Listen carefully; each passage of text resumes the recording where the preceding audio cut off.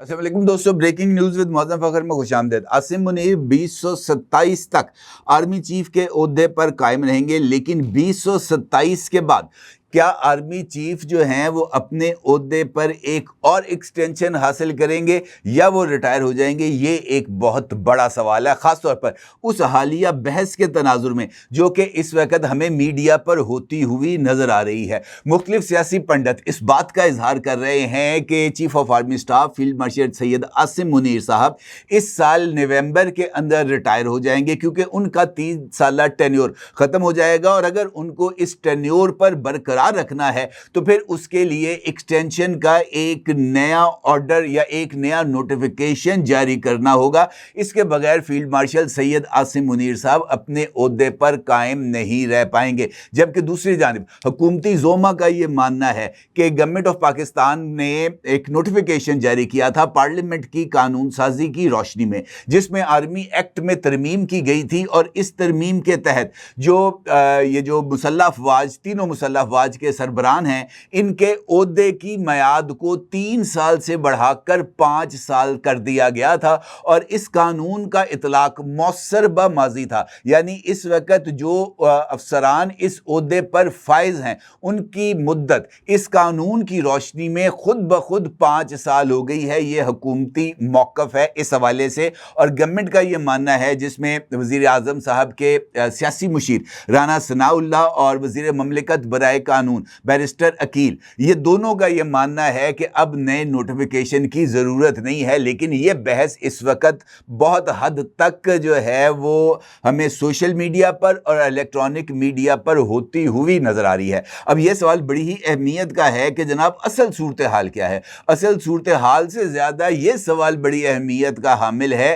कि 2027 के बाद क्या होगा, क्योंकि अगर गवर्नमेंट मौजूद है और अगर वो चाहे तो जिस तरीके से उनका ये मानना है कि हमने कानून पास कर दिया है और उसका चूंकि गजट नोटिफिकेशन भी हो चुका है, लिहाजा अब नए नोटिफिकेशन की ज़रूरत नहीं, और कानून की मौजूदगी में जिसको पार्लियामेंट ने मंजूर किया और गजट नोटिफिकेशन किया गया, यह बात दुरुस्त महसूस होती है कि अब नई तकर्री की या नए नोटिफिकेशन ऑफ एक्सटेंशन की ज़रूरत नहीं है। लेकिन अगर एक लम्हे के लिए हम फ़र्ज़ कर लें, अगर हम फर्ज कर लें कि बात ऐसी ही है कि नया नोटिफिकेशन जारी किया जाएगा, तो नए नोटिफिकेशन के तहत एक फुल टर्म अगर गवर्नमेंट एक्सटेंड कर दे फील्ड मार्शल सैयद आसिम मुनीर साहब को, तो उनकी रिटायरमेंट जो है वो जाकर होगी 2030 में।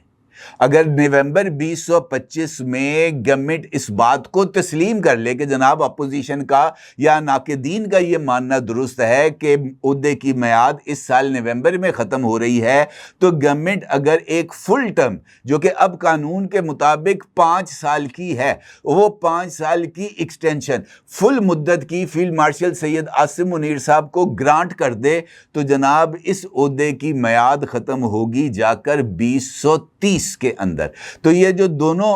बातें इस वक्त हो रही हैं, इसमें जो फ़ायदा है वो जनाब फील्ड मार्शल सैयद आसिम मुनीर का है। किस तरह कि अगर 2027 में उनकी रिटायरमेंट होती है और 2027 में अगर उनको एक और एक्सटेंशन मिल जाती है तो उनके ओहदे की मियाद जाकर 2032 में ख़त्म होगी। इस तरह उनको मज़ीद 2 साल अपने ओहदे पर कायम रहने का मौका मिल जाएगा। लेकिन अब अगर रिटायरमेंट होती है तो फिर वो 2030 तक अपने ओहदे पर मौजूद रहेंगे। तो क्या ये सूरत हाल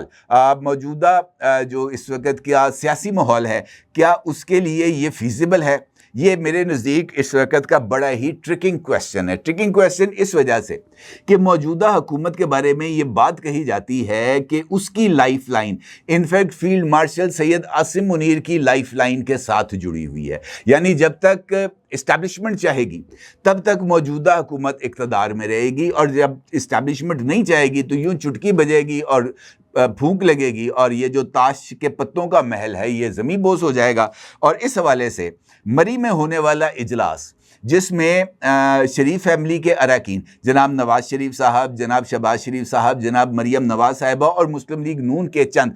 बहुत ही सीनियर लीडरशिप मरी में मौजूद थे। उस इजलास के बारे में ये खबर सामने आई थी कि उस इजलास में फैसला किया गया है कि जनाब यही सिस्टम आगे चलेगा। अब अगर यही सिस्टम आगे चलेगा से मुराद ली जाए तो मुस्लिम लीग नून के पर्सपेक्टिव में यही बात की जा सकती है कि शहबाज शरीफ वज़ीर आज़म रहेंगे, मरियम नवाज जो हैं वो वज़ीर आला रहेंगी और आसिफ अली ज़रदारी साहब प्रेसिडेंट रहेंगे, क्योंकि इससे आगे तो वो बात नहीं कर सकते ना। क्योंकि जो बात आ रही थी कुछ अरसा कबल वो ये भी आ रही थी कि नवाज शरीफ साहब अब शायद आकर शहबाज शरीफ साहब को रिप्लेस करेंगे, लेकिन इस खबर के बाद वो मामला बिल्कुल साइड पे हो गया और ये बात तय होगी कि कंपनी यही चलेगी। इसका मतलब ये है कि इस कंपनी के अंदर जो जो स्टेक होल्डर्स हैं वो एज इट इज़ मौजूद रहेंगे, और अगर वो एज इट इज़ मौजूद रहेंगे तो फिर किसी के हिलने जुलने से, दाएं बाएं होने से कोई फ़र्क नहीं पड़ेगा। अब एक्सटेंशन की बात अगर मैं करूं तो कल नदीम मलिक साहब के शो में वज़ीर आज़म साहब के सियासी मुशीर जनाब राना सनाउल्लाह साहब ने इस बात का जिक्र किया कि आसिम मुनीर साहब नवंबर 2027 तक